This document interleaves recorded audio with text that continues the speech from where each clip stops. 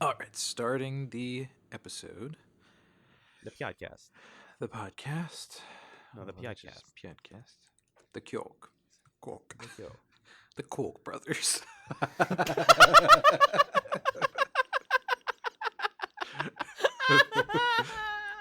Charles Cyoke. Cyoke. Start the episode. You card. You card. All right.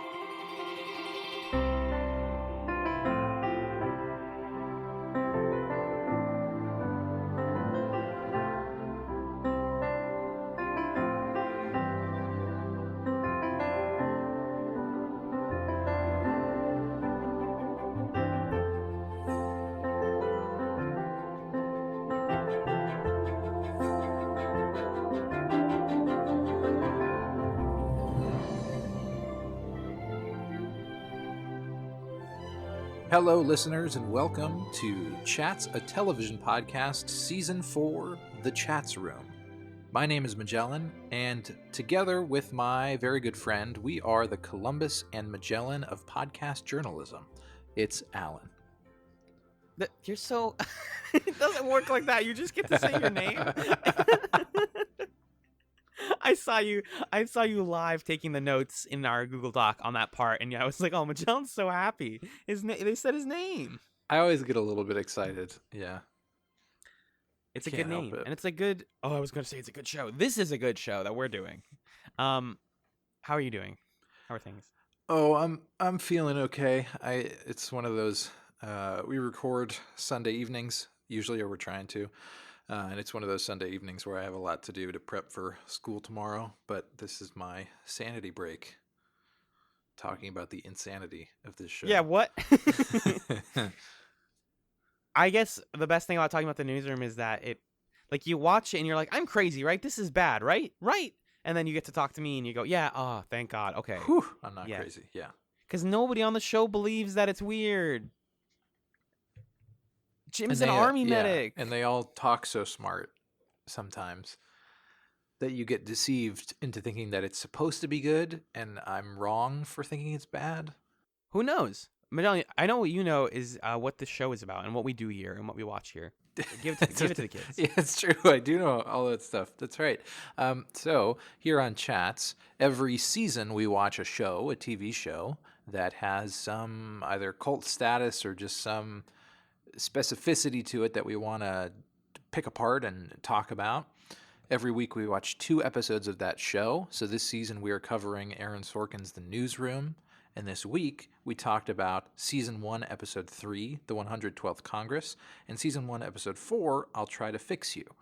We'll talk about The 112th Congress first, which was written by Aaron Sorkin, and the rare and credit, and Gideon Yago, directed by Greg Motola.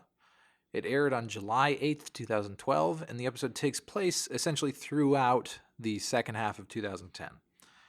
To summarize the episode, after an on-air apology for the failings of the morally bankrupt news media, Will is in hot water with Leona Lansing, the head of ACN. While Charlie covers for Will in a meeting with Leona and her son Reese, we get flashbacks to the remainder of 2010, where Will went on a months-long tirade against the Tea Party and the Koch brothers. Leona threatens to fire Will for trash-talking the company's financiers, and it all culminates in Congressional Election 112, where Will, Sloan, Elliott, and another guy announce the results. Meanwhile, Will is bringing dates to the office to make Mac jealous, and Maggie, Dawn, and Jim go through more awful relationship drama. Alan, what did you think of the 112th Congress? Magellan, Leona Lansing is the only character on this show whose name is more than 2 syllables. And that is what I thought about the episode. Thank you for listening. I just realized that as we were looking at this. The first think name, about it. you You got mean? Dawn, Well, Mackenzie. Maggie, Will, Sloan, Jim, Nina, Mackenzie. Mac. They call her Mac. But her name is Mackenzie. No one ever calls her Mackenzie on the show. Will does. He says, "Who's we?" My executive producer, Mackenzie McHale. Mackenzie McHale. Mackenzie McHale. Mackenzie McHale. It's a fun little jig. What did I think of the 112th Congress? Yeah, that's what I want to know. This show drains me of a lot of my life force, but it's fun. But like in a good way. Okay, I'm gonna be positive. We're gonna stay positive. It's 2018. I have to. There's something about constantly reminding myself what year it is that to like put myself up. That's really funny to me. Mm-hmm. Like, do you think in like the 1800s they were like, come on, it's gonna be fine. This boat works. It's functioning. It's going over the water. It's 1812. Come on, it's 1812. They're gonna write overtures about this year. Yeah, yeah, they're gonna write overtures about 2018 also, and how we watched the newsroom. This episode, I really liked the framing device. That's what I will say I liked. I thought Charlie playing catcher for Will's at bat baseball metaphor that I can't take home to home base. Hey, basically Charlie defending Will's new methodology and his whole like way of doing the news to the heads is cool. We get a lot of Charlie, and I love Charlie to death. I think he's the best character. I've gone on record as saying that. But just everything in the present, like everything in the or whatever the flashbacks, I guess, to the rest of 2010 is just dull. I think the congressional election is good territory for them to tackle, like on Newsnight. But it doesn't. Like, I think the newsroom is honestly at its best when you get stuff like the end of the second episode where we're reporting the news and like the drama is being set aside for hard-hitting news. That stuff is fun and popcorny and exciting. But like watching four people sit at like a desk with like extremely bright primary red colors talking about polling results like doesn't feel like a satisfying conclusion to an episode that is more concerned with Will and his takedown of the Tea Party. Right. Which, again, this show is intentionally dated. We've said that before, but it makes it feel more dated to talk about a thing that like is not in the news anymore. And just felt like the biggest deal. Like, oh my God, the Tea Party. Like talking about them like they're a shadow government and that they are controlling the world, except the plot twist of this episode is they control us too. It's crazy. Yeah, I mean, this is an episode that was created, written, and released during 2012, a year that was itself an election year, where people were most likely concerned about the Tea Party having another a significant influence on a national election. And so when you take it in the context of the moment in which it was created, maybe this episode would have been more impactful for people who were politically engaged at the time. But now in 2018, it just feels we kind of lose the context of it being made in 2012, and it only feels like we're watching a show set in 2010. And so that kind of it makes this feel less significant because there's no longer an audience for this conversation about the Tea Party. Because I think what Aaron Sorkin was doing is saying, look at, we didn't think that this would come to anything before, and they had a huge sweep of different elections in different states. What if this happens again? What if they have renewed influence? That said, these are the kinds of issues that we dealt with in 2016 in the election back then. So it was just perhaps by a different name. But I think ultimately the takeaway is that as we get further and further away from the 2010, 2012 moment, this episode becomes more dry and more esoteric because That's a good point. You just have to know more to be able to access why it's significant and why people care about this. Right. I definitely did more Googling in this episode than I have before just to remember people's names. Mm-hmm. Like, I remember hearing about Michelle Bachmann and how horrible a lot of the things that she said were, but I was like, I gotta like get. I remember Kristen Wiig evidence. playing her on SNL and like that kind of thing. Right. Yeah. I know the impressions of her and stuff. Same thing with Sarah Palin. Same situation even in the show where it's like, oh, we're gonna put her on the TV to make fun of her. Ha, she crazy. But all I could think about in this episode was all of the stuff around the Tea Party. Because what is the impetus for Will talking about the Tea Party? Is it really just this scene where he's like drunk at 2 a.m. and he's like, Charlie, I'm the Tea Party. Why aren't we talking about this? This is a big deal. They're controlling everything. They're gonna get on the ballot. this is the news. We need a well-informed electorate. And like that's the reason that they go on this this like extremely long tirade about all this stuff. Yeah, I didn't see it's. I mean it's also because yeah, they're on the ballot in the 112th Congress, but like what prompted that why was this supposed to feel important in I the mean, moment? it smacks again of this sort of hindsight is 2020 problem with the newsroom, where Sorkin is saying if only somebody had looked at Utah polling data back in whatever July of 2010, then maybe we could have done something. uh, it's like you're right that that's not really a compelling impetus for this all starting, but all the characters are convinced that that it makes sense. Like Will gives this whole spiel to Charlie, and then he leaves the room, and Mac is like, "You sent him that polling data, didn't you?" And Charlie's like, "Yes, I did. Ooh, Yes, I I did. knew this exactly would happen if I faxed him a sheet of numbers."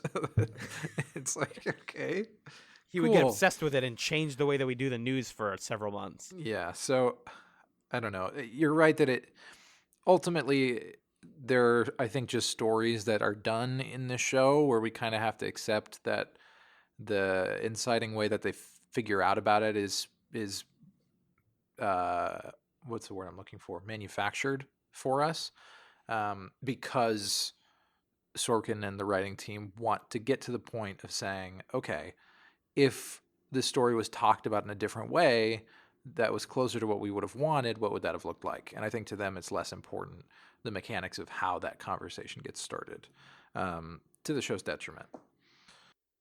And there's other stuff that I like about the beginning of the episode, like I think his monologue at the beginning, his quote unquote apology that converts into a history lesson about the news and why we report the news the way we do Mm-hmm. was cool. It's like, Yeah, oh, yeah, again, this reeks of like Aaron Sorkin loves the thing that his subject matter so much that he will literally sit his audience down for 10 minutes and have them just like listen to somebody recite a Wikipedia article about it. But it's delivered very well. yeah. Uh, Jeff Daniels really carries it. exactly. Because I mean, like I said, he's just saying things that are true, but the relevance of like, and all of the rest of the news media is bad, and we've been bad up until right this minute. And then that is a really good shift to the boardroom framing device where Leona and Reese and the third guy, who I forget, his name is like Kevin or something, Yeah, uh, whatever his name is. are just like, Charlie, what is your guy can't do? You're not allowed to do this. He's too much of a maverick. He's bad. Um, You have to admit that. I mean, you have to commend this episode for being able to keep us on track with all the information it's giving us when it has such a convoluted system of timing. Like that framing device with the meeting, even though it kind of makes no sense that Charlie's invited into a meeting and doesn't know what it's about for 2.5 hours. Um, that framing device is a really effective way to move us quickly through this time period without us losing our orientation.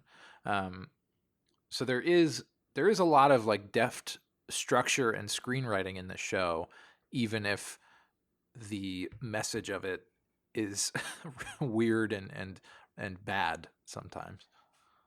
and we get Charlie doing a Burgess Meredith impression, which is worth it ultimately. Yeah. Do you want to just talk about that meeting scene to kind of clear that? Yeah, speaking of really good writing, the fact that Leona doesn't speak until the final scene and then she speaks. Yeah. We can throw some echo on that if you want. The fact that she like gets the coolest line of the show so far is amazing. But it's mostly Reese yelling at Charlie about ratings and being like, "This guy you can't." Hmm. People want like old news. They don't. People want like fun stories. They don't want this guy yelling about Republicans. He's alienating his half of his audience. Like, what are you doing? This is not how companies work. Just like evil villain stuff. Well, I appreciated that this meeting moves the stakes from ratings, which is sort of, it's kind of this arbitrary problem that the show writers can make up, and they can make up the numbers of the ratings so it doesn't feel that meaningful. Yeah. It moves it from ratings to like, we are angering corporate donors. This news organization is owned by a huge conglomerate of different companies, and we're just going to fire Will if he keeps doing this. That to me feels like there's more like there's more of a message in that conflict for us to take away, because if the conversation is always just about ratings and we're just worried about ratings, then the show is just saying the big obstacle to the news being done right is that people are fucking dumb and they don't want the fucking news done right, and it just feels really cynical and cruel. But if instead the problem is we are owned by the super rich and they are going to control what we say, something about that feels a little more empowering as a conflict that needs to be dealt with, at least in my opinion. It's definitely a more plausible, like gives the Newsnight team a more like plausible rebellious plot line. Yeah. Because them being like, oh, the ratings are bad, that can just turn into like 80s action movie, the kids beating up the adults, like, oh, we don't care about ratings don't matter as long as we get the Right. news right, yeah, hooray. And it's like easy to just give them the victory there, and say ratings don't matter, period, done. Worst And it generation speaks to ever. this, yeah, and it speaks to this problem that I think I referenced this article last time, but I read an NPR article that was released, or an NPR op-ed, I guess, that was released when the show came out, that had some criticisms talking about how the show is actually pretty cynical as opposed to optimistic. And one of the things that it highlighted was, I don't remember the line exactly, but I guess there was a line in one of the first episodes where Max says that she would rather do the news for 100 people the right way than like 100,000 people the wrong way. And what the article's saying is like, but if the point of the news is to educate the electorate, why is it better to not do the news for a lot of people? Um, there's Like, sort you of an actually should inherent, care about your ratings. yeah, there's an inherent uh, conflict there with like doing it right versus we're trying to educate everybody.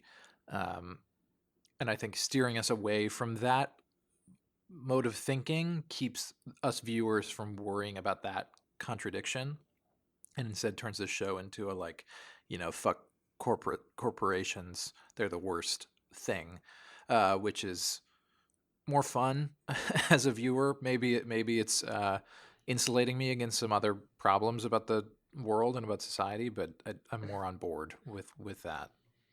I think the show's best attempt so far to put an end to this ratings discussion is it's actually in the second episode when Will is talking to Nina at the New Year's party, and he's like berating her for doing gossip, and she's like, people, and then like when he talks to the date later about that same conversation and saying like, people like this because it feels good to like read, like hear stories that are dramatic and interesting. Like not everything like, yes, news should challenge my brain and challenge my opinions and inform me and be bipartisan, etc. But also I'm like sitting at home after a long day at work and I want to know like what's going on in the world and enjoy it, and or at least like be entertained by it somewhat. Mm-hmm. And so that like Will is not painted in that scene as the cool, good, correct guy. He gets embarrassed in front of a lot of people because he yells at this woman and basically talks down to her and says, nobody wants tabloid crap. That's stupid and bad for our brains. But they need news. Yeah, well, we'll talk a lot more about that in depth. Yeah, for in sure. The next episode. So we have this big boardroom scene. We're introduced to Leona Lansing, who, like you said, has an amazing speech at the end. And you got to admit, the one thing that Aaron Sorkin is unparalleled at doing as a screenwriter is these monologues where characters use folksy idioms and turns of phrase to talk about how they are gods.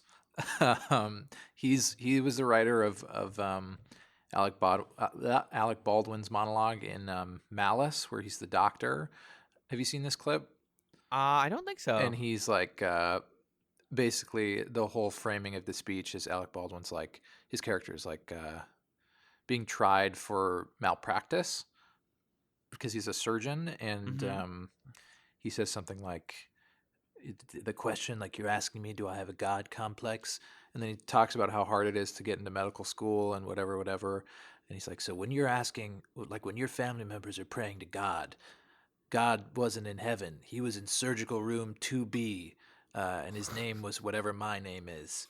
So you ask me if I have a God complex, Mr. Whoever, I am God. Oh my God. It's like, it's really cool. Like, it's a really cool speech. And Baldwin really delivers it. And Sorkin also wrote the like, You Can't Handle the Truth, and he just has all these great moments of characters trying to exert their influence or their power over everybody else. Right. It's usually older men yelling though. Yeah. Or like Which when President Bartlett enters into the very first episode of The West Wing towards the end of it. I can't remember what he says, but it's a similar monologue where he kind of starts with like a aphorism or a tale from the Bible, and then he ends up basically getting in somebody's face and telling him to fuck off. It's like that's kind of his rhythm, but he's really, really good at it.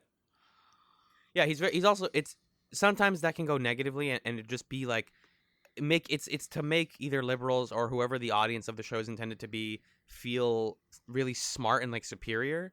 Like I had always read that like there are some criticisms of The West Wing that say that like often they would bring on characters to that show just for the main cast to insult and to like throw facts at. Yeah. And this person's like, gun control is good actually, and then they're like, actually, blah blah blah blah blah, facts, in your face, owned. And yeah, they do that with the Tea Party in this episode too. That's exactly, kind of the yeah. main structure.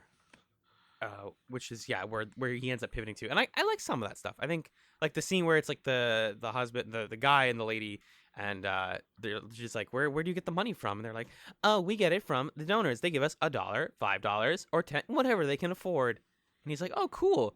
Have you heard of the guy who founded Coca-Cola, the Coke Foundation? And they're like, who's that? It's not Coca-Cola. I know. Yeah. They think it's Coca-Cola. No, and they're like, do you mean Coca-Cola? And he's like, no, shut up. No, the Koch brothers. Cool. Yeah, the Koch brothers end up coming into this episode. Yeah. Like the third and fourth richest men in the world. Mm-hmm. After I think he said Bill Gates and Rockefeller, I think. I don't remember. Yeah, apologies. That number that's also probably changed since Silicon Valley has blown up as a lot more since this show. Like Jeff Bezos might be up there. Right. I don't know about or like top 5. Zucky. It was Zucky. Yucky Zucky. Oh, a Yucky Zucky is when you go to Harvard and then you make a company.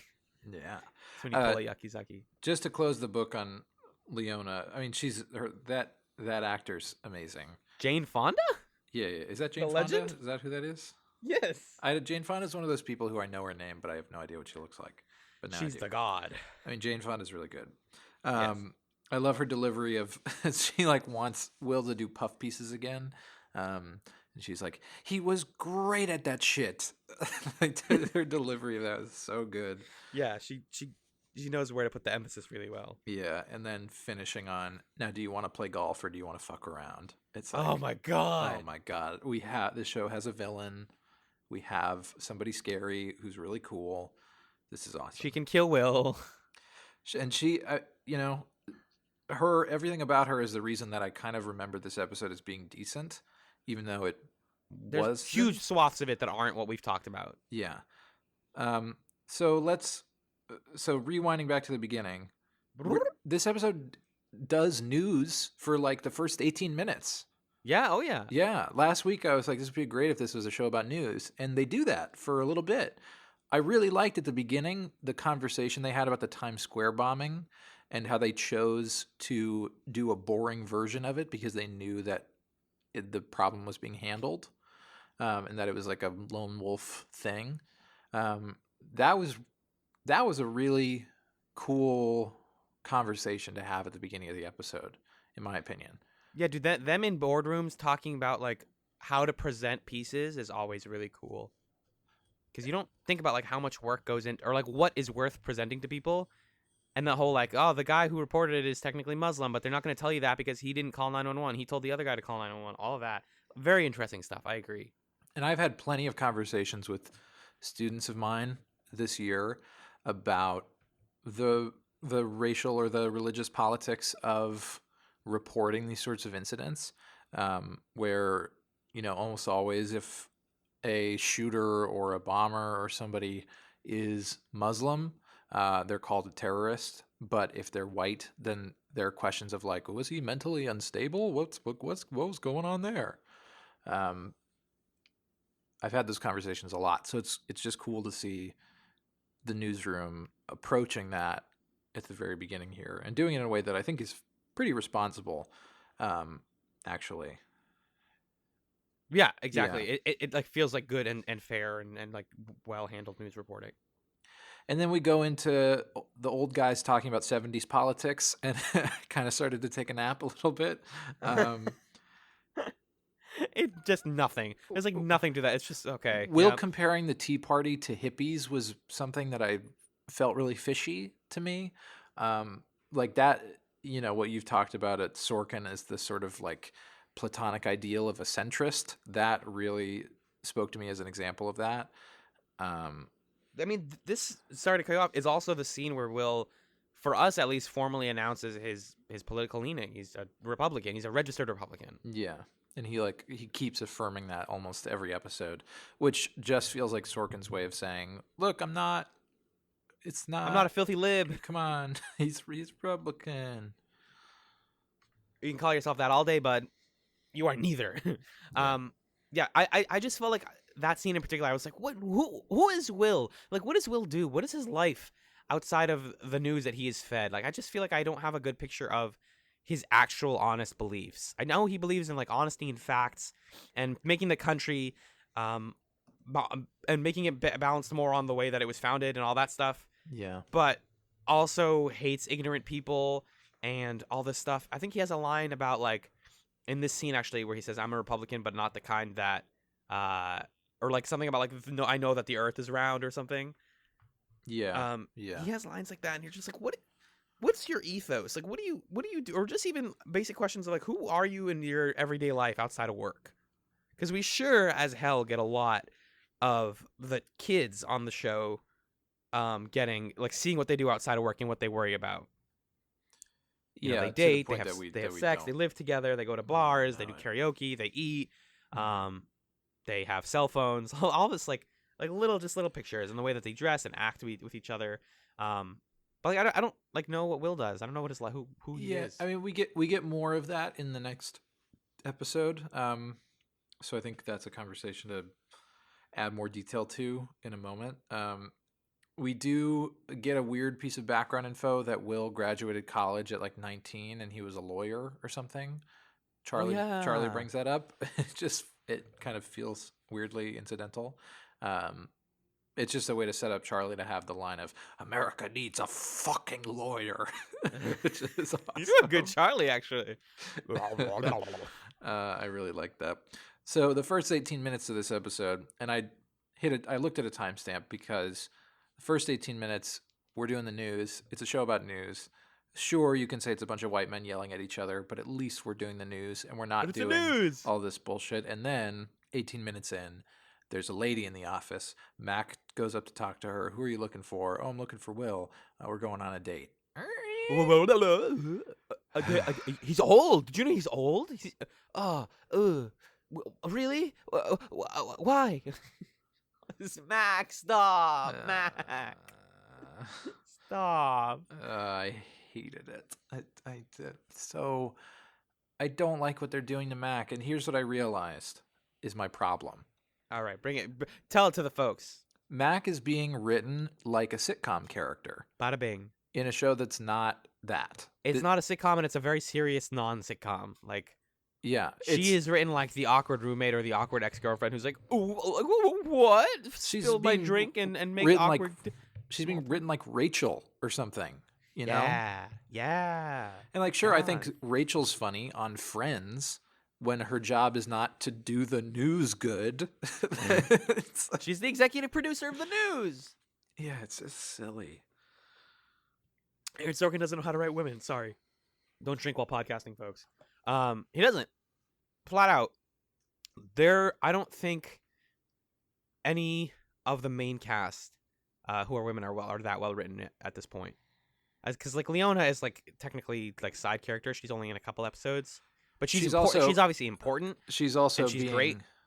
cast like that felt like a monologue that Aaron Sorkin would have written for a man who is that Yes. character, and she's just Extremely, being yes. she's being cast into the sort of traditional Sorkin male archetype, which is cool. Like that's good that that's happening, but he's not writing a female character there.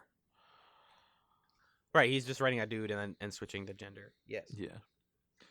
So, with speaking of like relationship stuff, I mean, Mac's awkward and bad. Will's bringing women to the office, I guess, just to make Mackenzie jealous, like just because he's That petty felt in that way. sleazy. Like, that is such a weird power play to make women come to your office where your face is on the wall. I don't know. Exactly. Yeah, that was gross.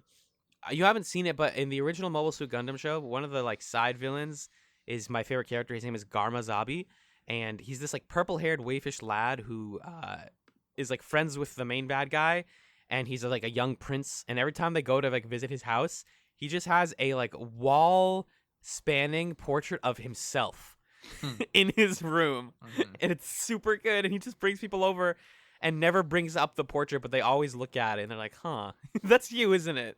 And that's Will, 100%. Will is Garma. Yeah. But it's just is it just because he's petty and he wants her to feel bad?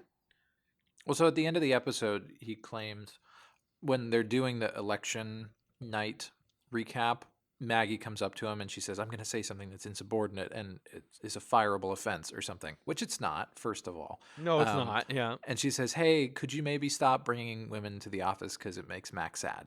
And he says, "I didn't think that was insubordinate, and I don't care, and I'm not doing it on purpose." And then he's like, "Oh, maybe I'm doing it on purpose," and then he stops. So I think he wasn't really thinking it through, but he's very much racked and occupied by bad feelings about their relationship and how it ended. Yeah. Okay. Yeah. So I think that is the reason, but he's not doing it on purpose, according to him.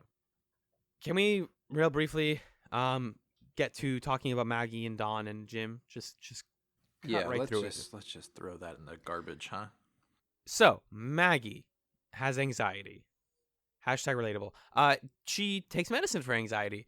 They start noticing that she's kind of shaky and stammering more than usual, more than the traditional Maggie Jordan like stereotype of being awkward. She's like really not having it during this whole episode. Eventually, we get this really unintentionally hilarious scene where Jim asks Dawn, he's like, "What's going on with Maggie?" And then Dawn's just like, "Oh, she has panic attacks. She can't breathe sometimes." He's so blasé about it. She thinks she's dying sometimes. Just leave it's her cool. in a room by She'll herself. be fine. It's cool. I'm Dawn. Just leave her alone. And like, on one hand, that is realistic because like when you've like dated someone with anxiety for a long time, eventually you don't want to like keep giving the full explanation of it to people. You're just like, "Oh, it's a thing. Like please be sensitive about it." Right. But he like he's just it feels very callous. I agree. Or just like he doesn't. Yeah. He's just like, "Oh, this is a thing." And it's partially callous because he Jim, doesn't like Jim. As a sort of counterpart to Don's no nonsense blaseness, cares a lot, and he's like, "Oh, or Don tells him, "Oh, Maggie's on the terrace doing sad talk and sad breathing exercises." Jim goes outside. Maggie is talking to her roommate Lisa, who we meet in the next episode, and she does the smart thing of putting her on the phone and leaving it on, which I liked. That's just like a smart, safe thing to do if you're talking to someone and trying to vent, and then like someone else comes up to you, yeah, because you're in a sensitive position and you don't want to feel alone. So like there are tiny aspects of the way that they write Maggie's anxiety that are good, like that, or like, "I don't have my Xanax because you keep bringing guys to the apartment and they keep stealing my pills, and that's fucked up. Please stop doing that." That's intense. It's really intense.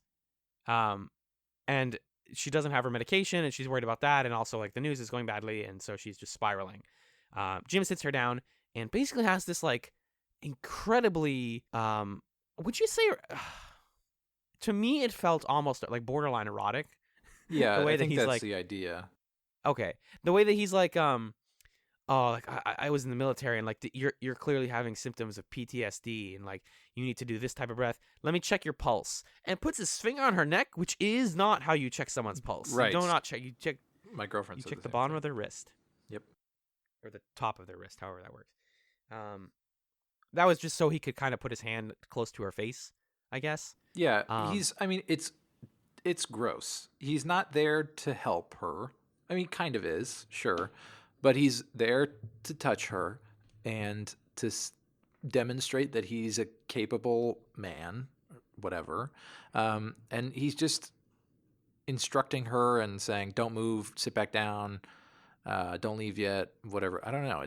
Yeah, it's just yucky, and it's just a It's way of super showing gross. that Jim is like a cool guy, and he's gonna save us. And he's a hot military friend, and you should date Jim. And Mm-hmm. the problem isn't that it's not the realistic thing of like during it when she kind of is like reluctant to accept his help. You're like, all right, Maggie, this is like what a thing a woman would actually do. And then just because Aaron Sorkin doesn't know how to write this whole entire love triangle. Jim leaves. He's like, all right, the thing is over. Go breathe and relax, and you're gonna be fine. Maggie picks up the phone and she goes, "Hey, Lisa, that's the guy." Come on! I was like grinding my teeth during that part. I'm like, no, the problem with this is that she's into it. She ate it all up. She likes Jim.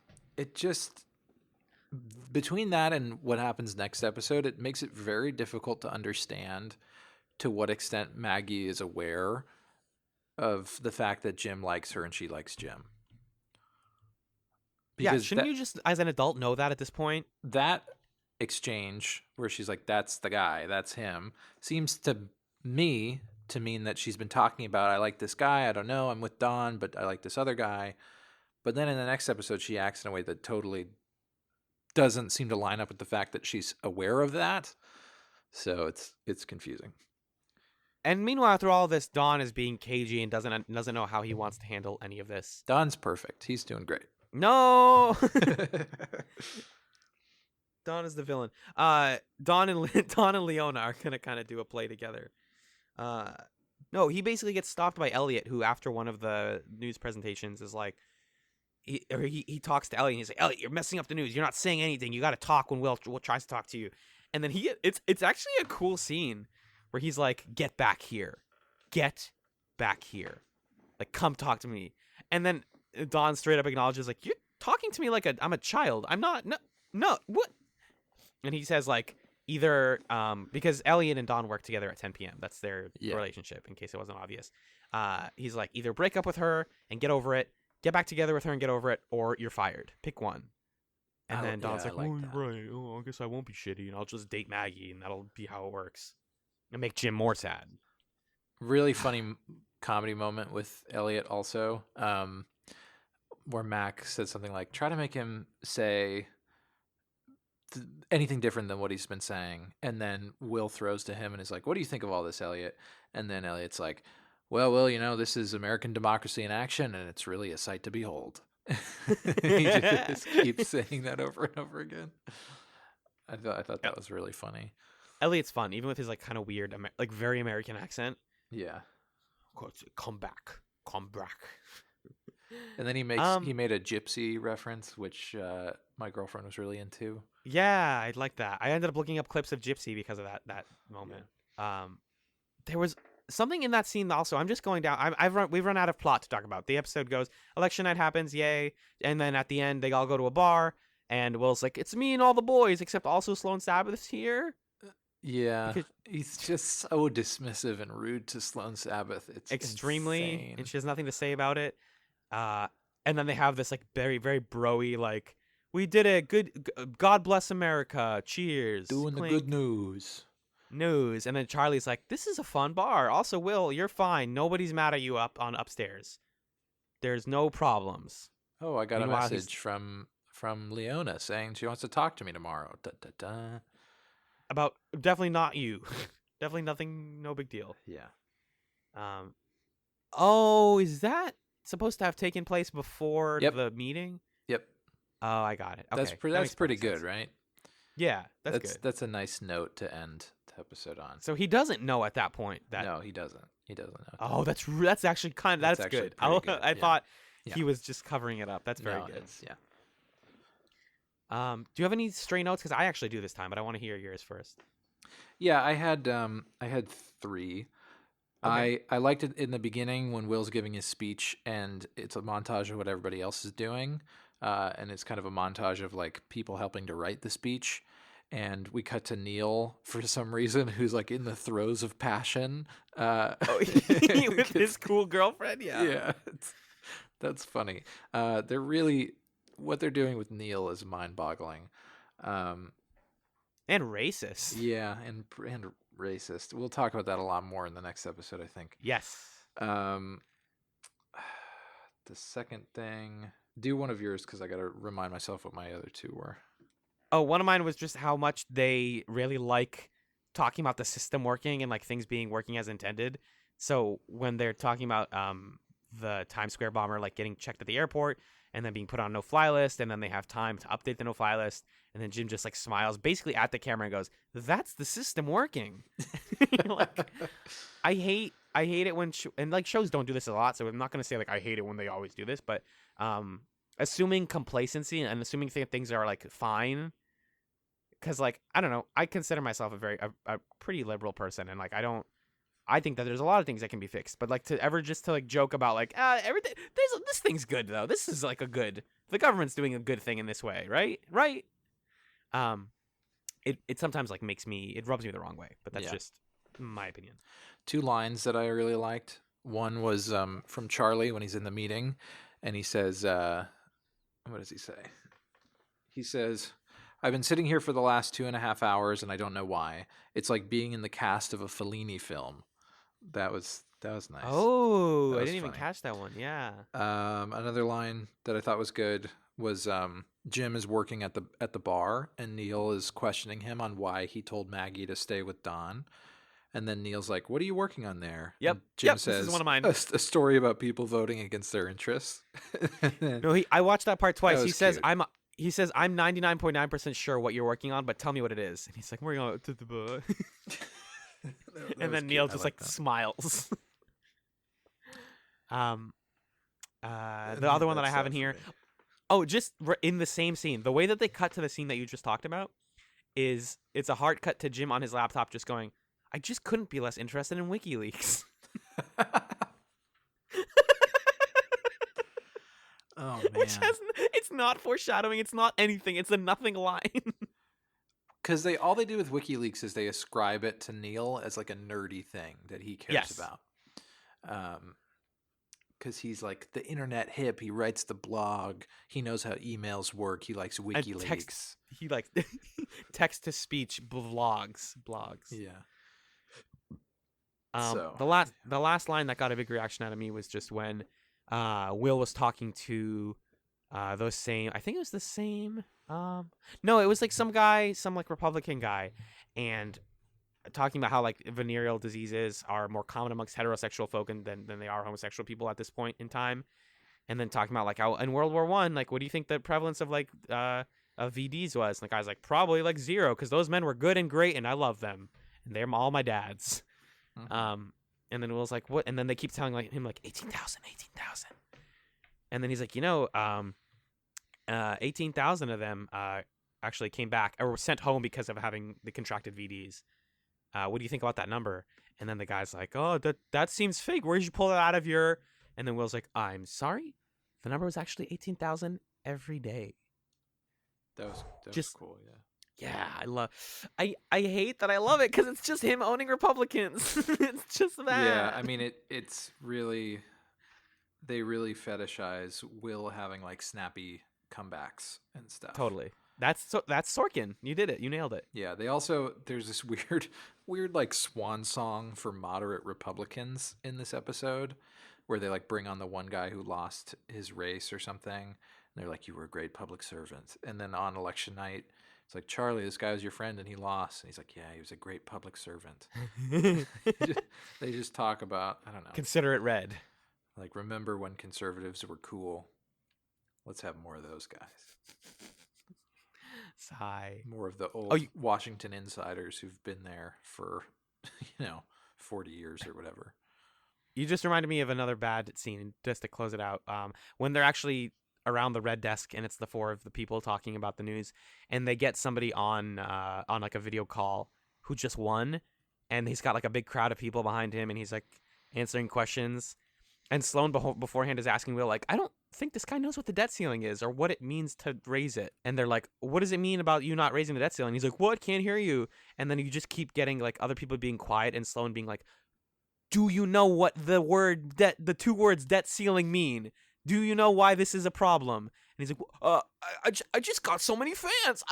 I'll talk to you later. See you guys. And she's like, that's Sloane Sabbath. That's like her best moment. She has so little to do with the show. Yeah. But yeah, that's all I have for that.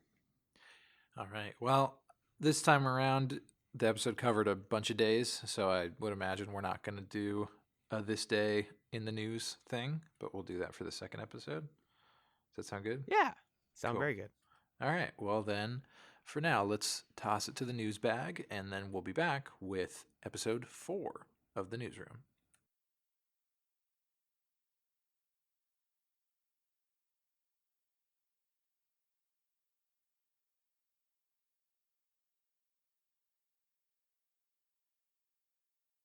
Hello, listeners, and welcome to the News Bag. It's the weirdly titled feedback, commentary, questions and answers segment of the podcast, the ChatzRoom, where I, Alan, read all the feedback that we received in the last week. This week we received 2 emails. The first one is from our buddy Dan, aka Blue Blaze Spear, from back in the Escape Chats days, who's back on board with the ChatzRoom. And he says, the Newsroom has the distinction of being the first show you guys are covering that I haven't already seen in its entirety. I've heard it compared to Sports Night, which was a show that I tried out back when it came out because it included actress Sabrina Lord, formerly of a show that I had liked back in the day, Sliders. I gave up pretty quickly on Sports Night because it seemed overly smug and a bit too pleased with itself, something that I would later call 6 feet under syndrome. I gave the Newsroom a shot a few years ago by watching the first episode, but didn't continue watching past the first episode because it felt overly smug and a bit too pleased with itself. Sports Night-like indeed. Maybe I'll sit down and watch this one along with you guys so that I can fully appreciate your commentary, if I can take it. BBS. Dan, here's the thing. You are not the first person to come back to us after the other shows we've watched and been like, wow, this is the first bad show you guys have done. And to that I will say, first of all, Farscape has bad episodes. Let's not treat it like it's a perfect show. And also, that's the point. That's the fun. And it's great, and we're suffering for you. The Newsroom is a really interesting show, regardless of how stupid and like offensively bad it can be sometimes. But we enjoy discussing it, and I think that you can get a lot of worth out of the ChatzRoom, even if you don't watch the episodes with us. So if you're not feeling the show, you can just go ahead and listen to our podcast. It's totally fine. We just kind of goof, and I make a point to summarize the episodes in case people don't watch them at the beginning of each discussion. So it's not a problem. Who cares? Live your best life. Speaking of living your best life, our buddy Dax is living his best life and sending us his email about the 112th Congress.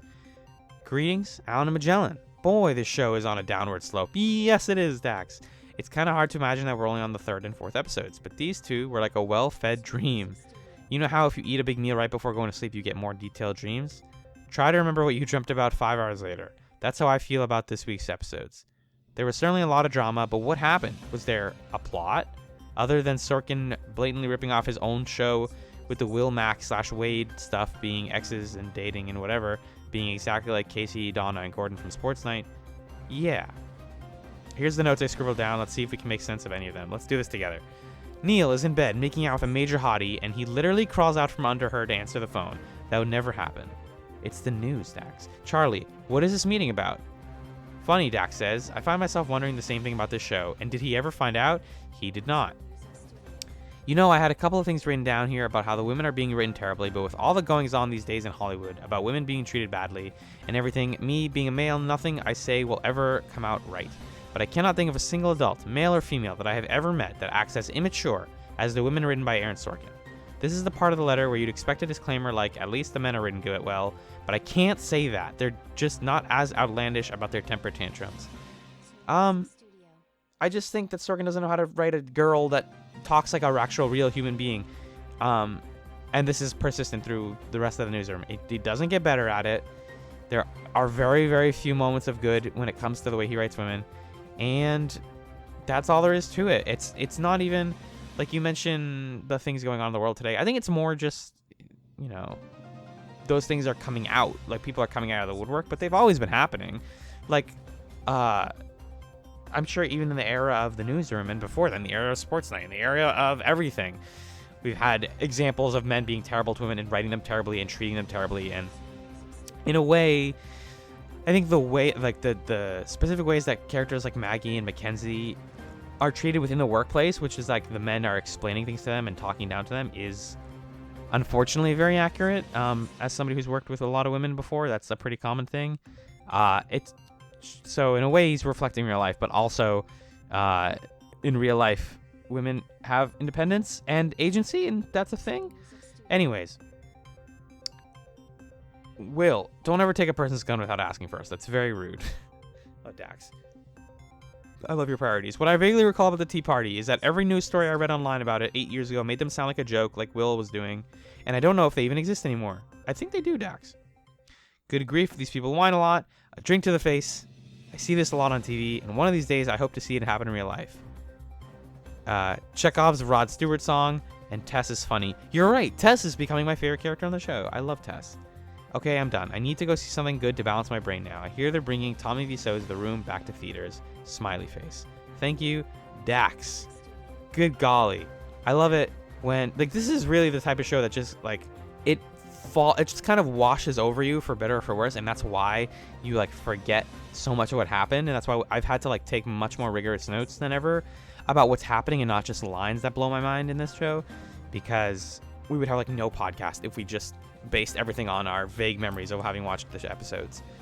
But yeah, again, I think that there's things to enjoy and to discuss about the way it treats or it handles its stories and its media and what it has to say about the news and stuff. It's all fun to talk about. So let's go back to Alan and Magellan as they continue to have fun talking about the often maligned, arguably like one of the silliest episodes of the whole show. It's season 1, episode 4, I'll Try to Fix You.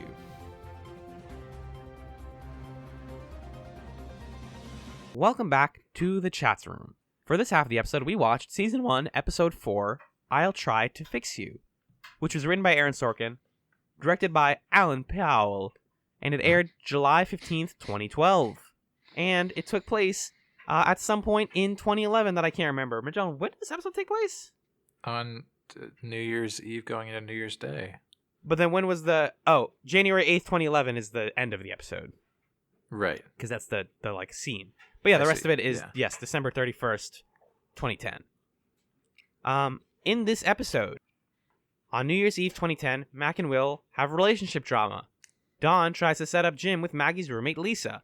Will gets into a heated argument with Nina Howard, a gossip writer for TMI. This spirals into some more drama with a loaded gun, several bad dates, lots of drinks thrown at Will, and Neil's Bigfoot story getting shut down repeatedly. And finally, the monotony is broken by the news that Arizona politician Gabrielle Giffords was shot at a rally in Tucson. As Coldplay's Fix You plays over people doing the news, Team Newsnight gets to go home happy knowing that they were the ones smart and good enough to not pronounce this woman dead. John, what did you think of I'll Try to Fix You? It's a lot of an episode.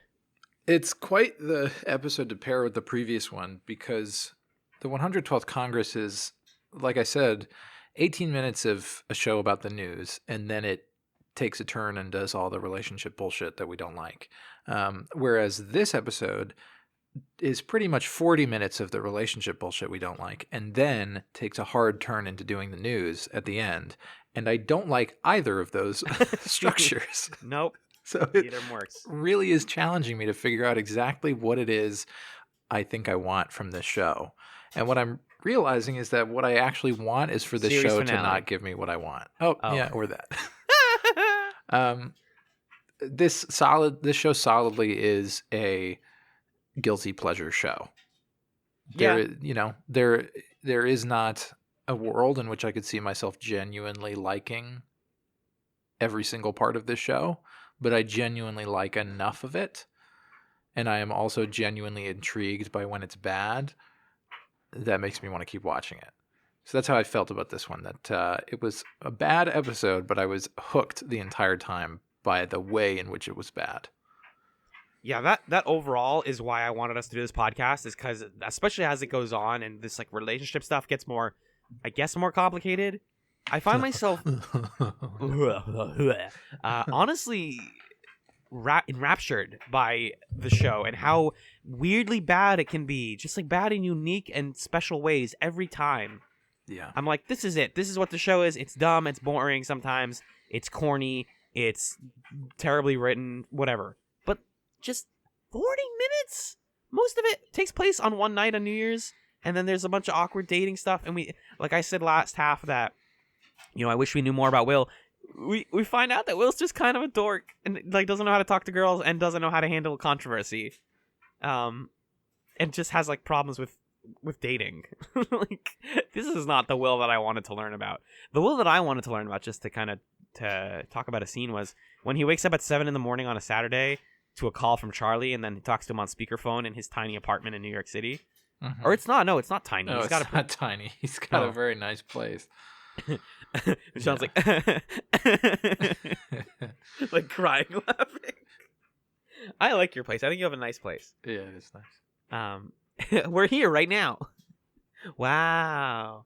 What else happened in this episode? I mean, it's just, it's like you said, the front loading it with all the relationship stuff just leads to me not caring for the majority of the episode, and then like literally dozing off about 30 minutes in, and then Gabrielle Giffords happens, and you're like, whoa, what? And then the episode's like immediately over. Right. They go through all the stuff that I wanted so quickly. From it's a red news item to, yay, high fives, we did it. She's not dead. We did it. Right. They kind of do like the first episode of the Newsroom in 5 minutes at just the very end of this one. Where do you want to start? We can talk about the New Year's Eve stuff.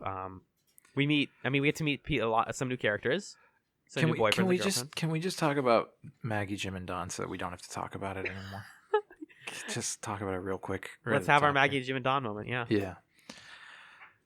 So, Jim and Maggie like each other and stuff, and it's New Year's Eve, and Jim's working.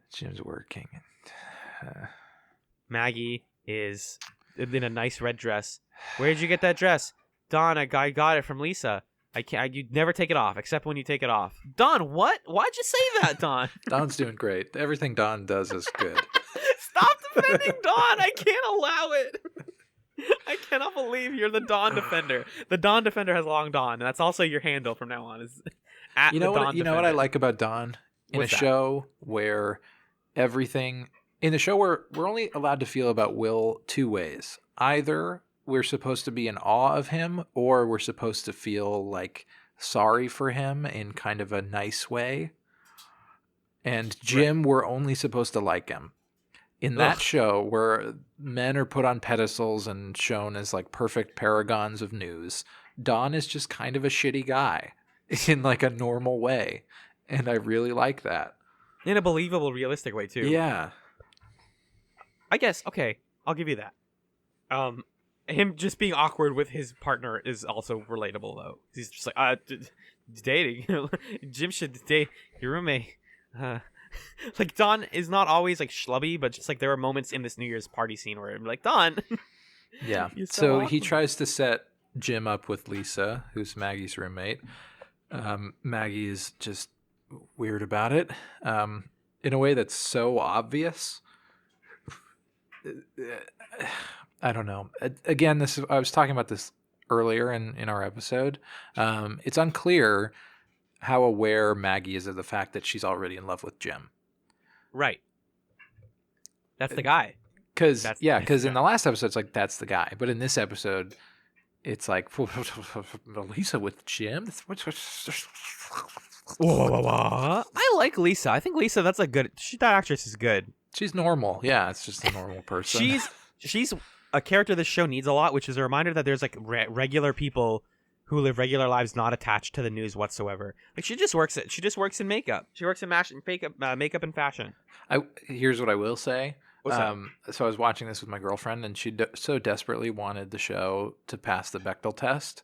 And then it does the opposite of that, which is it puts two women into a scene together where the only thing they talk about is how worried they are that men will think they're stupid. that literally is the opposite of. We finally get two women in a scene and they're both like, the Bechdel test. I'm not dumb. No, you're not dumb. no, come I'm on, he'll so like worried. you. I'm so worried because I don't know anything about Greece or whatever. Like, hey, what do you know about the Greece financial crisis? And she's like, well, it's a crisis, and it's in Greece, and it's about money. You're like, Aaron. I'm gonna start calling him Aaron from now on. Yeah, that's good. That's good. Just to kind of break him down. That'll take that guy down a peg. Rich, successful American director and writer Aaron Sorkin. Anyway, so we get all this hullabaloo about how Jim is set up with Lisa, and at first Maggie thinks that it didn't work out, but then it turns out that they're going on extra dates, and that she's in bed with Don, and Don's like, they're together right now, let's call them. I don't have my shirt on because I'm Don. And then Maggie finds out that Jim lied and he slept with her roommate, and it culminates in this just the worst written moment for Maggie so far, I think, where Neil is talking to everybody about Bigfoot, and then he's like, I don't even remember the exchange, but she starts making like passive aggressive comments about like, oh, it's like, Jim like lies to you, but in fact slept with your roommate. Not even passive aggressive, just aggressive in front of everyone. The most unprofessional. Again, she's being written like Rachel from Friends. That is a line that would be followed by a laugh track in a sitcom. But in this show, we're trying to do the news here, and real people don't talk in that way. So then they, of course, go where everybody has to go with their big arguments, which is the middle of the newsroom, to argue with each other. Jim kind of apologizes, and then we get the news alert, and then everything's fine, and everybody likes each other again. And it's silly. And then is this then the end of the episode? Right? Is like Jim's gonna go talk to her or something, or is that and the then her beginning? and Dawn are like canoodling on the stairs. Yeah, she's sitting on the stairs in a way that makes no sense. It looks like she's in a magazine for stairs, and then Jim's like walking up to her, and Neil's like, "Go on, man, you can do it." And Dawn walks down the stairs, and they just start tonguing each other. And she puts like her head in his shoulder, and they like cuddle, and it's like ludicrous because this is your job. You're at work, and they're at work on a Saturday. Go home. It's nuts. It's way too intimate for public, which is everything about Dawn and Maggie. Is like, don't air this, and Jim is like, don't air this in front of people. Stop, you're embarrassing yourselves. Yeah. So that whole plot was just I just couldn't. My last thing, other than I like Lisa, is, well, two things briefly. One, the older I get, which means the closer I get to the ages of these characters, the more it bothers me the way they act, because I know now for a fact that nobody talks and acts like this. Mm-hmm. The other thing, why is Maggie mad that Jim slept with Lisa? Because she's in love with Jim. So, but she's mad at, like, she tells him, I'm mad at you about this. Like, what? Does he not pick up on that? I don't. No, he gets it. This is what's so confusing, is that she totally knew that she likes him in the previous episode, and now she's convincing herself that she doesn't. And she says that she's mad because he lied. And then Jim comes back with, well, who set all this up? Don set it up. He was the one who set me up with her, or whatever. You should ask Don what's going on. So it sets up this dynamic of like Jim and Don both know that they're competing over Maggie, but Maggie doesn't know, which changes the way that it was configured in the last episode. So really there's no consistency to this triangle. My eyes that's a fun sentence you just said. My eyes are gonna roll into the back of my head. Can we please, let's pivot? Yes, please. Please. But Alan, I have a question for you. Where to pivot in this episode? Yeah. Where do we go? We're We're skidding on an icy road into 6 trees. Which one do we choose to crash into? Let's crash into Will McAvoy, our boy. Yeah, sure, let's do it. Will McAvoy. Will McAvoy goes on some maca dates on this episode, eats some macadamias, tries to flirt on New Year's Eve. Again, spends part of it doing work. Has Mackenzie's new boyfriend, Wade, who there's nobody in real life named Wade. I'm sorry if your name is Wade. It's not a real name. I like that guy. He's fine. He's like nice. The thing, it's good that he's not a shitty boyfriend. I love the TV archetype of like the new boyfriend. Your lover's new boyfriend, who's just very nice. Yeah, And you can't hate him. You try to, like, Will is like, oh, he's like pitching me something nasty or bad. And it's like, no, he's doing his job. He respects you. He's not a bad person. It's fine. It's Wade. Whatever. Although is Wade related to the reveal at the end of the episode, or no? That's not related at all. No. Which reveal? The reveal that the reason Nina basically, like, all of that stuff is like orchestrated by Leona. He's not related to that, no. Okay, gotcha. No. I thought I heard Charlie at some point say like Wade. Oh, you remember saying wait? yeah, he said wait. Okay, gotcha. That's what it was. So basically, yeah, they're dealing with that. Wade's bad. He's like, oh, I gotta get out of here and like do something and flirt. And Sloane is like, talk to people, talk to humans. And a thing I actually like about Will and Sloane's relationship is that they are the two characters who are like aliens coming to Earth that don't know how to interact with other humans. Yeah. And Sloane admits it. She's like, I'm the economics person. I don't know how to talk to you.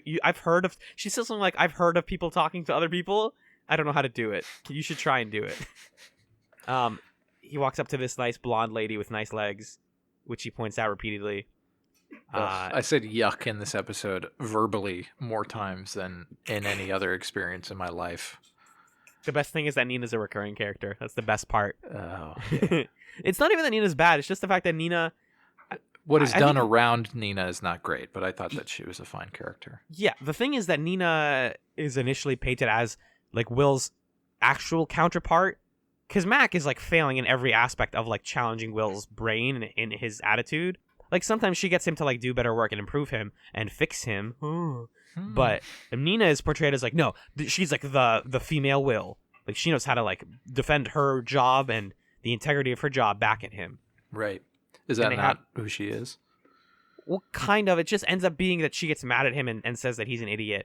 But we, the viewer, are not left thinking like who's right or wrong in that situation. Sure. That's not like super clear.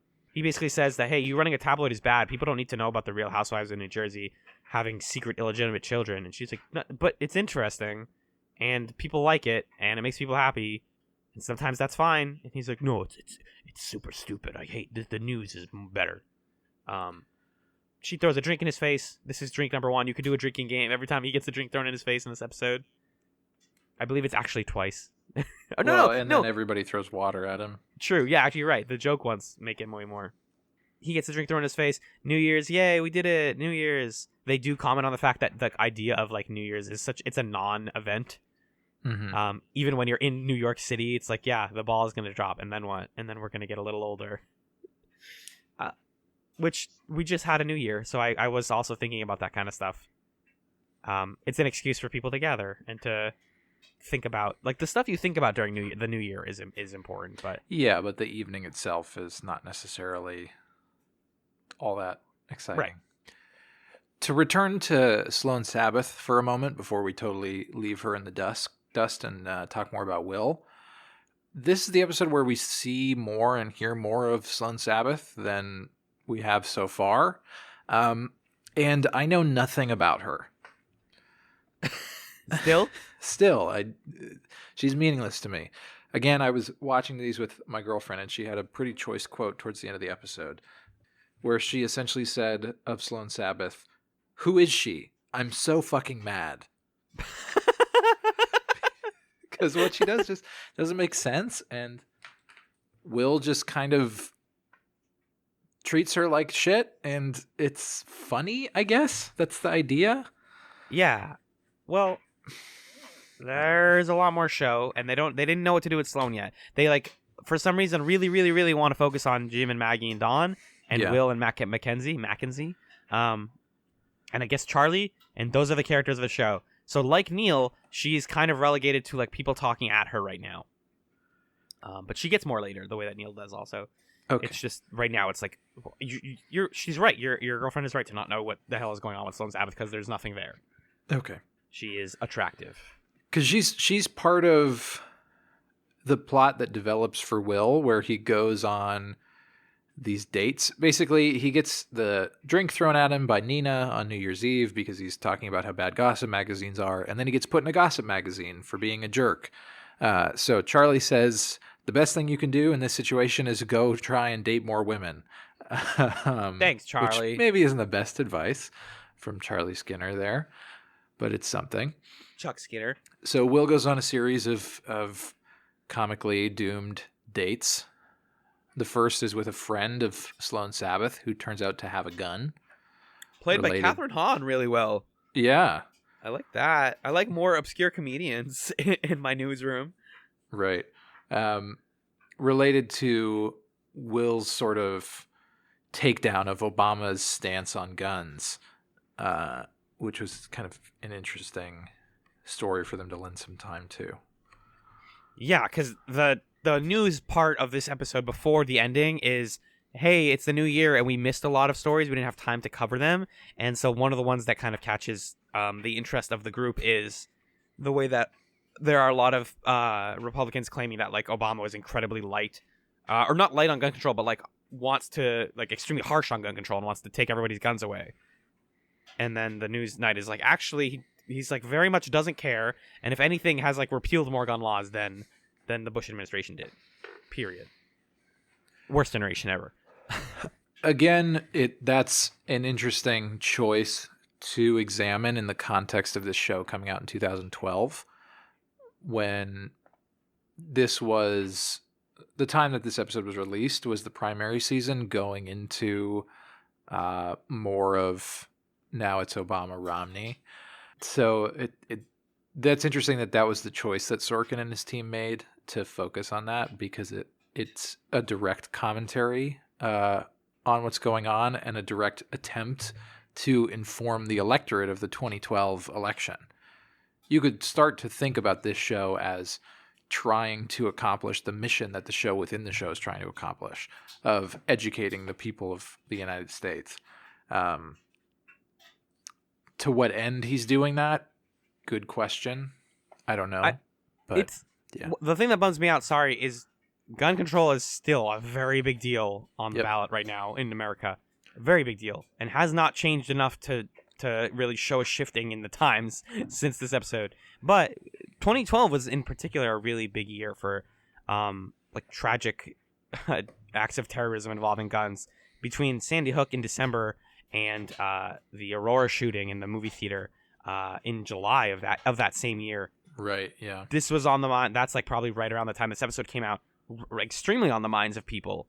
And so like him getting to use that to then pivot to what the episode ends up being about is like, again, that's kind of cool. That's kind of like, oh, you're talking about what's important in 2012. And sometimes that's still important in 2018. So great job. Yeah, well, and it is this kind of timely criticism of what if Obama had done something differently, maybe we wouldn't have had these events. It seems to be the kind of veiled criticism that's going on there. Because their point is, and I like that this is, again, the thing they're trying to do with Newsnight is like have a point. If these Republicans and these like pundits or whatever between Glenn Beck and the other guy whose name I never remember, all of them are yelling about this stuff Rush Limbaugh. Because it gets viewers, it gets ears, it lowers approval. They say like increases ratings, lowers presidential approval rating, et cetera, et cetera. It's not because like it's not necessarily their truth. They know it's not true. It's stupid. Yeah. There's objective facts that no, Obama was not that harsh on gun control, for better or for worse. And so yeah, I that was kind of the stuff that I latched onto with this episode. I was like, oh, this is I was already thinking about this stuff. Great job. I guess part of the point is also to try to make this show look like it's a bunch of straight shooters after a whole episode where they were trying to take down the Tea Party, to then say, but we can criticize Obama too. Right? See, look, Yeah. we're conservative. Yeah, I'm a Republican. Interesting. So Will goes on this date with Sloane Sabbath's friend. She has a gun. There's a weird moment where they kind of debate why she has a gun, and Will does like an army disarmament of her. Yeah, that was he weird. like knows how to unload the gun really quickly, and he knows how to knock it out of her hand and take it really quickly. And naturally, she's like, "Is it weird that this turns me on?" He's like, Yeah. "Yes." Yuck. Yuck. Barf. Barf. Barf. Not saying it's gross if that's your thing, just saying that it's gross that is what the character said, and that is the way that we chose to take that scene. Yes. It's unfortunate. Here's what I realized about the show. Half of the female characters are new girlfriends. Oh, you're right. Yep. Neil introduces us to his new girlfriend at the beginning here, too. Kaylee. Yep. I've seen her in something. Yeah, you have. What? I don't know. But I also recognize her face. Parks and Rec as Lucy? That doesn't feel right. Oh, she was what's his face's girlfriend? Was he's his character? Oh, maybe that's it. I feel like I've seen her in other things, though. You think Girls has Adam Driver's girlfriend? Wow, she exclusively plays the new The girlfriend. girlfriends, yeah. Holy crap! That's funny. Yeah, maybe it was Parks and Rec that I saw her in. That could be right. Stuff. Anyway, so that's his first date. Doesn't go well. He doesn't want to call her again. Sloane says, hey, you should. She's crazy. I'm just giving a little Chekhov's gun to the story here. Will says, no, that's not how narratives work. This isn't going to come back to haunt me. And then it does later.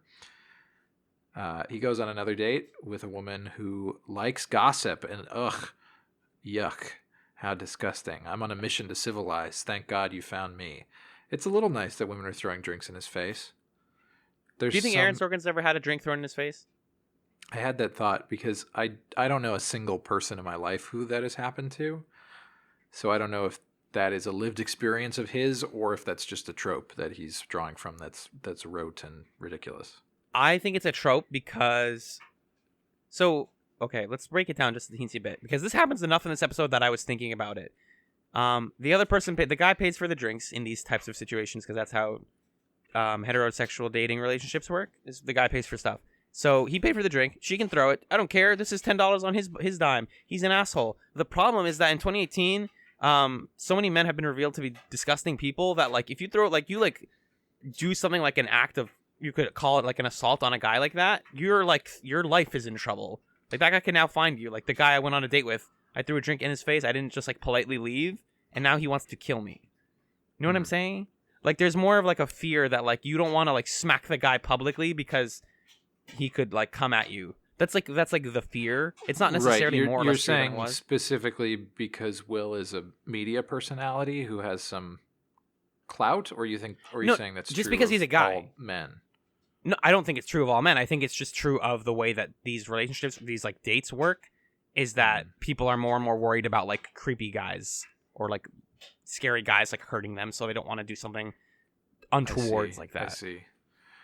Like you're saying that the culture of like I don't want to rock the boat is so pervasive that this sort of public display of disgust Yes, exactly. wouldn't happen. That's interesting. I could buy that. I don't know. I think it's just kind of like comical. Like I don't think anybody would feel cool throwing a drink in somebody's face. It just seems silly. I don't know. Yeah. But anyway, not the most realistic, perhaps, but certainly. Yeah, exactly. That's what we're getting at. cinematic. It's not realistic. So that comes to haunt him because somebody in the restaurant saw that happen, and he shows up in the gossip magazine again, and then that causes Sloane's friend to put him in the gossip magazine again. He's in 3 separate gossip magazines. He gets the cover story, which is why he's brought in on a Saturday, and this all is revealed, as we hinted at earlier, to be part of the sort of three-dimensional chess carried out by Leona Lansing, who's trying to create a context in which to potentially fire Will, which kind of it adds a sort of gravity to this that makes me not as bothered by it. Yeah, it felt like almost an absurd twist to be like, actually they were planning this all along, mwahaha. And we get the like flashback to that scene where she's like, I will figure out a way to fire Will, and that the people will make the decision. I don't even have to do anything. Will just get fired. I don't even have to make a big deal out of it. The other reveal that was kind of more interesting was, and this says a lot about how Will not only thinks about Mackenzie, but like thinks about his relationship to his subordinates, is that the reason that Leona Lansing can do this is because when coming back to Newsnight, he took a non-complete clause, or non-compete clause. Yeah. which is a phrase they say a lot that they don't say what it means, which is like another Sorkin thing. Is like apparently I'm supposed to know what that means. It means you cannot work anywhere else in the same field Right. for X number of years because of your contract, which you don't want to do in news, because if you're out of the news, like if you're off the camera for too long, then people don't care who you are anymore. He took a 3-year non-compete clause with ACN on the condition that he could fire Mackenzie as his associate or executive producer any week, at the end of any week, which is so petty. Along with the $1 million pay cut. Yes, exactly. That's so. Is that petty? That's what I thought. Was like, damn, this guy really has it out. It seems beyond petty. It seems like broken. I don't know. There's just something about that that's so. It's like absurd. Yeah, it's just a lot. I mean, but I felt that when that was revealed. I felt that as an emotional reveal. That felt character driven, even if it's exaggerated. You know, Will's a super rich guy and he's kind of reckless, and that just gives me more information about really how hurt he was by the cheating. Yeah. So I wasn't that bothered by it. Well, I think I was telling Magellan earlier that this is like one of the most memorable episodes for me, because so much happens, and a lot of it hinges on the fact that it's all about the build-up. It's all about escalation and then collapse, and people worrying about how they can or cannot fix other people. Like, that's where the title comes from. Mm-hmm. And then, just because, in case you weren't sure what the theme was, we start getting the beginnings of Coldplay's Fix You as Maggie, who, after getting yelled at by Jim, which, side question before I get to my point. Yep. Why is Jim able, what position does Jim have that he can not only force Maggie to stay there and work, but he can tell people when to go home? He's like Mac's second in command. And she's executive producer, so he's high up. So he's pretty high up. Because there's a part like in the first episode where he's like, "This girl, great job, have a good night, go home. This guy, high five, take a knee, go for a little break." Like, I'm like, wait, what is? Literally 3 episodes ago, Jim was like the new guy who was like, I can do the good news. Right. Yeah. But I guess he does have that clout. That's not unrealistic. And while Maggie is basically doing, and I like that this is a position at a news network, is the person who has to sit on the internet and wait for something to happen in case something happens. Yeah. Even on the weekends. She basically just sits at the computer, nothing's happening, and then boop, we get the classic noise of a red news item. Arizona gubernatorial candidate Gabrielle Giffords was shot and killed. I think wasn't she a senator or something? Or Senator. Congresswoman? Yes. I cannot. I knew it was really, because they said gubernatorial. In the first one. Yeah. Oh, that was the first one? Oh, man. The Newsroom. It's a very cohesive show. Yeah, she's a representative. There you go. Yeah. She was at a rally, basically, and then was shot and is being reported as killed. And so you get this, like, instant rush of the news happening. With, like, everyone's on phones. Don has that stupid thing where he points across the way and goes like, Tess? Yeah. I'm giving you a phone number. Okay. Quickly. Lieutenant Harville Shansky, Tucson PD. She's like, yeah. People are writing on notepads. Will is on 2 phones at one point. He's on like a landline and a cell phone at the same time. I love this shit so much, dude. I know. It's just delicious. Yeah. It's also like, I don't know if that stuff is dated, because I don't know how the news is done now, but I feel like a lot of this shouldn't require this much tech being used. Like, why are we still using landline phones? What kind of like technology do we have to get people on for interviews and all this stuff? It feels weirdly like almost dated. Yeah, I don't know if that's just because Aaron Sorkin is drawing from knowledge that's older, or if it's intentionally supposed to look dated to kind of get at the nostalgia piece, or if it really is that dated. It's hard to say. But yeah, we get all this as the music is swelling, and it's it's genuine. Like, this is the scene I showed to Magellan when we were trying to like pick which show to watch. Mm-hmm. Is I was like, here's the shit that happens on the Newsroom, and I showed him the Fix You scene, and it all basically wraps up with Will sitting at the news desk preparing to report that Gabrielle Giffords is dead because NPR reported on it. But wait, she might not be, but everyone else is saying that she did. And then Reese comes downstairs in a huff And it really never. This is mean, but like Chris Messina is a very short man, and he is never intimidating to me. Even though he's like very muscular and buff and like built, he's still like shorter than everyone else. So he just kind of like waddles in and he's like, "Hey, Will, ratings are gonna plummet if you don't say she's dead." And then Will has that great line where he's like, no, Dawn says that, I think. It's a person. A doctor pronounces her dead, not the news. Which is a really good line. And then they wait a little bit, and then someone's like, "Oh, she's alive! We did it! Yay! She's alive!" It almost feels like they're like congratulating themselves on her being alive. It's so callous. It Yeah. is really, really weird because the bar this time around for characters doing the news good is that they waited a little longer before confirming something, but like the alternative is they would have said she's dead, and then 2 minutes later they would have said, "Wait, oh, actually, Correction. we're getting reports that she's alive." Yeah, And that's why it. not just wait? Like, do it and then... That's what they averted. So the stakes are totally bogus here. But they count this as a huge moral victory for themselves. And there's the moment where they have like that's just happened, or they've just thrown to a clip or something. And then everybody kind of rushes in the room and it's like, "Don, you're the best fucking guy in news. You're so fucking good at the news. Like, punch me in the face," or whatever. And it's like You're a everybody's- goddamn newsman, and if I ever tell you anyways, you can punch me in the fucking face. Yeah, they like keep swearing at each other and telling each other And that then they're Maggie's great. like, "I fucked up." It's like, "It's fine, you're doing fine." She's like, "I fucked up." And it's She's so silly when you either view it out of context or think too hard about the context. But if you just kind of let it wash over you, it feels like it's good. Like that. and That's that you just described the newsroom, Magellan. it's like an affecting You just complete scene. This is exactly why I used this scene to show it to you. Is I was like, yeah, this is a scene where if I told you everything that happened to lead to this, you'd be like, that's super dumb. And if I told you nothing, you'd be like, that's hilarious. But with just a little bit, just enough, and then kind of like let your brain shut off for a second. It's like, oh, this hit me. This worked. Yeah. There's a moment in there for sure. And then Jim and Maggie like look at each other and smile flirtatiously amongst this like declaration of this woman not being killed fatally. Like, I know. Oh my god. oh my goodness gracious, Aaron. Oh, Aaron.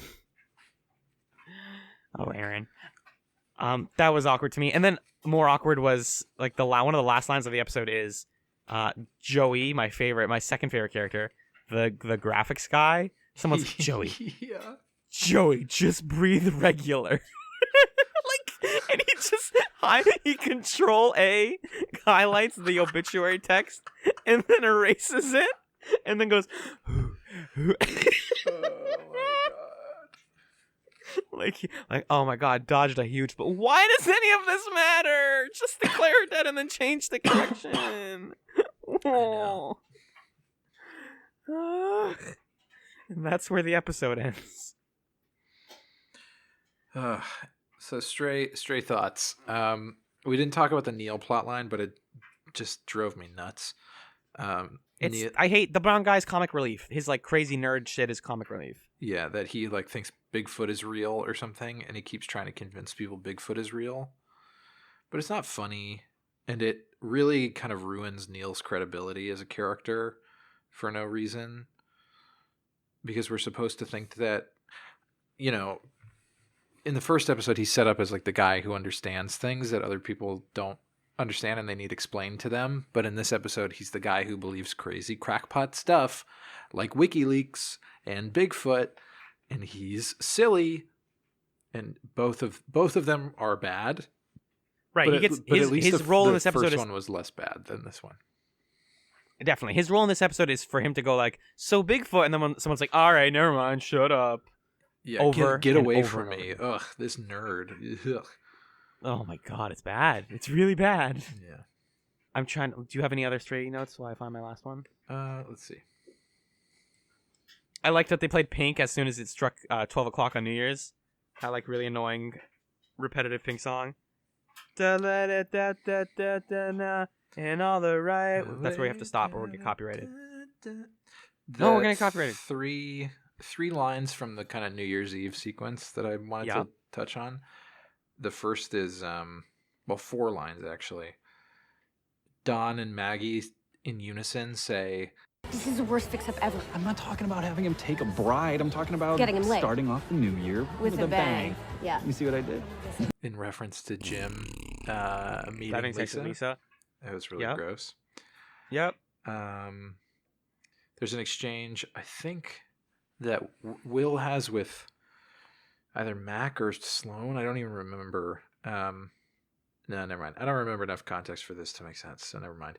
There's an exchange that he has. Oh, one that I missed from last episode, I think, where Will is yelling at Mac and says, "You have pen on your face," and she says, "I work with pens." I remember this. That was the last one. I forgot to say that. This episode, something that Will says is, they're like, she writes for a gossip magazine, and he says, "It's New Year's Eve. I don't care if she writes for Mein Kampf." It's like, whoa. Why? That's not like a clever, kooky line. That's a lot to handle there. That feels like a line that should have been left on the cutting room floor. That's a really badly written line. And then one that I did appreciate was Will is giving his lecture to Nina about gossip magazines and why they're bad. Yeah. And he starts numbering the reasons, and then he gets to 4, and then he goes like A, and she says, "Oh, there's subheadings," which puts a nice lampshade on the fact that Will constantly. It feels like every time he goes into one of those speeches, he numbers what he says. Yeah. It's true. That's a good point. My notes. One was the joke of Lisa having her ringtone be that Rod Stewart song, the "Do You Think I'm Sexy" song, is used to quote unquote great comedic effect. When I think so, like Maggie calls Jim to be like, "Hey, some news shit is happening on Check Politico." Literally, she's like, "Go to Politico, click on this button." Like, why is there so much dialogue about her telling him how to look at Politico? And then Don, the clever fuck that he is, calls Lisa, and they hear her ringtone in the background, and then that is what sparks the awkwardness later. Also in that scene, we get to see Jim shirtless, and Jim has gigantic pancake nipples. Oh my god. I just want to like cook him with some butter. Aww. Holy crap. That's a person. That's a person. A chef pronounces him well done, not the news. Bum, bum, ba-dum. The other one was just the fact that, and we didn't talk about this, but Catherine Hahn's character, the one with the gun, also talks about smoking weed, and I feel like this show is making some sort of point about like the type of people that smoke weed also carry guns, and like making this like weird connection between those two things, just like they happen to be connected. Yeah, because he's looking for the joint in her purse and then finds the Walter PPK whatever, and like those aren't related. Stop. I know it's a coincidence, but stop.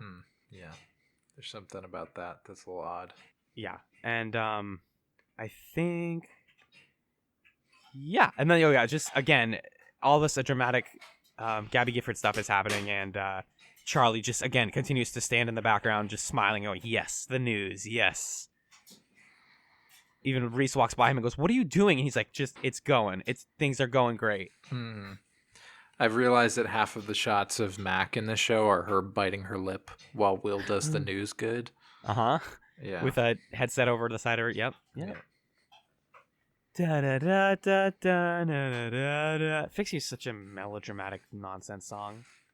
Yeah. Just puts me to sleep, and not in the good way. I think that's pretty much all I have about this episode. Me too. That's it. Cool. Cyoke. God, this show has ruined the word Coke for me. I'm never gonna hear it normal again. Coke. Diet Coke. Coke. He ordered a beer. I ordered a Diet Coke. He doesn't say the whole thing. He doesn't go, "He ordered a beer. I ordered a Diet Coke." Coke. There is something. I'll put a clip of it. But Will in episode 1, this is what we're laughing at. He says Coke funny. Here it is. The Orioles won 4-3 on a walk-off double from Miguel Tejada with runners in first and third. Your father ordered a beer, and I ordered a Diet Coke. Coke. There it was. Good stuff. Magellan. Yes. We got to actually, before we plug some stuff, we got to talk about what we're doing next week.